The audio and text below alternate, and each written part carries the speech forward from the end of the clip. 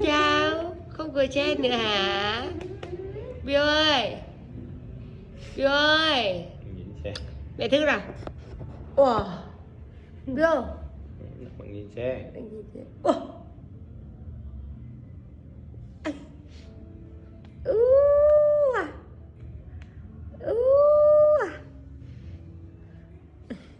Thèm cười mẹ nữa chứ.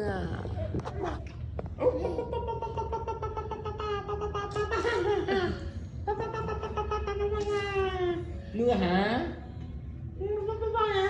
Cưng quá. Nó là mưa hả ta? Bi ơi.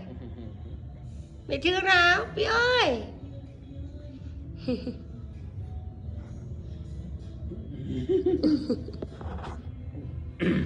Nhìn đấy.